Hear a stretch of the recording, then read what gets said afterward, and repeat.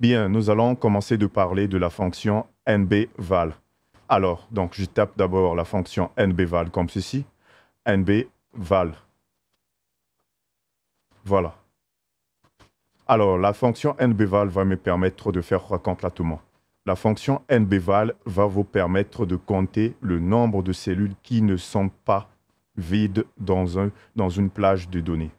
Donc ici, je dis bien qu'ils ne sont pas vides. Je sélectionne ici, je ferme la parenthèse, je clique sur Entrée et le nombre de cellules qui ne sont pas vides dans cette plage, c'est combien? 1, 2, 3, 4, 5, 6. OK? Donc là, si je rajoute seulement une information, normalement, je dois avoir 7 à ce niveau parce qu'il y aura une cellule de plus.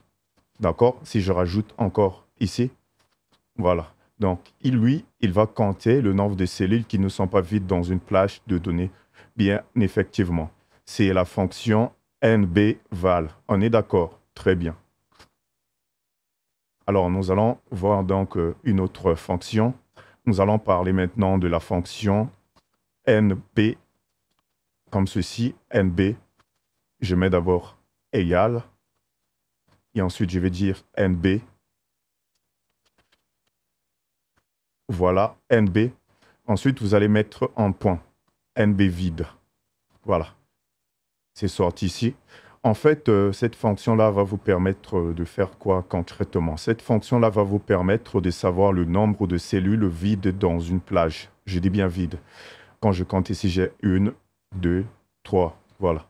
Quand je sélectionne, normalement, je dois avoir 3. Donc là, c'est le contraire. C'est de savoir le nombre de cellules vides dans une plage. Je clique sur Entrée. Ça m'affiche 3 bien effectivement. OK? Voilà. Donc, nous allons voir d'autres fonctions. Alors, donc, nous allons voir une autre fonction qui nous permet de compter le nombre de jours entre deux dates. Je pense qu'on avait déjà parlé d'une telle fonction, mais ça, peut-être que c'est un peu différent. Nous allons essayer un peu de voir. Donc, cette fonction est tout simplement la suivante. nb, comme ceci, point, point quoi? Vous mettez un point, et ensuite, vous allez mettre jour. Jour quoi? Donc, je mets jour. Ensuite, je vais mettre un autre point. Et je mets ouvre. Donc ça, c'est la fonction en question. nb jour ouvre. Et après, vous allez choisir la première date. OK, je mets un point virgule comme ceci. Je choisis la deuxième date.